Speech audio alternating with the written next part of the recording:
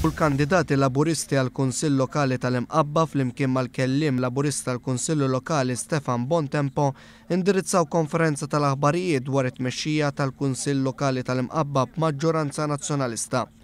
Il-Kunsill Nazzjonalista tal-Imqabba suppost li jagħmel proġett fil-lokalità ta' ċentru tal-viżitaturi għal katakombi li hemm fi Pjazza Ġublow tad-Djamant, proġett li ġie jiswa 600,000 euro. Il-Kunsill Nazzjonalista tal-Imqabba nefaq 600,000 euro għal ċentru tal-viżitaturi li ma jeżistix. Dan għaliex għalkemm il-Kunsill Nazzjonalista tal-Imqabba ppreżenta l-proġett bħala ċentru tal-viżitaturi għal katakombi, kull ma sar huwa ftit pavimentar fl-entratura tal-katakombi u tħawlu ftit siġar u tpoġġew ftit bankijiet. Stefan Bontempo, l-kandidati laburisti fil-lokal tal-Imqabba, qalu l ma jistawx jifhmu kif dawn ix-xogħlijiet li l-perit tagħhom huwa l-kandidat nazzjonalista Tony Bezzina setgħu jitilgħu għall-ispiża ta' 600,000 euro.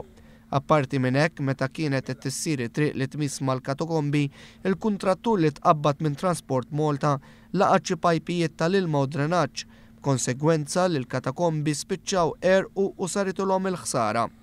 Il-Kunsill Nazzjonalista tal-Imqabba qed jgħid li l-Prim Ministru Laurence Gonzi ġej jinawgura dan is-suppost ċentru ta' viżitaturi għal katakombi fl-ewwel ta' Marzu.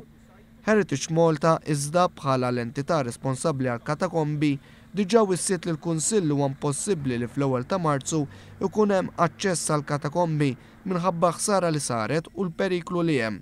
Dan allura qajjem mistoqsija x'se jkun inawgurat għal Stefan Bontempo. Apparti dan il-proġett, il-Kunsill Nazzjonalista tal-Imqabba ħalla triq is-sejba fi stat diżastruż sena sieħa u jidher li x-xogħol fuqha żgur mhux se jsir issa. Kif jidher fil-filmat naħa minnhom ta' triq is-sejba sfrundat u tħallit f'dan l-istat periklu kbir għas-sewwieqa.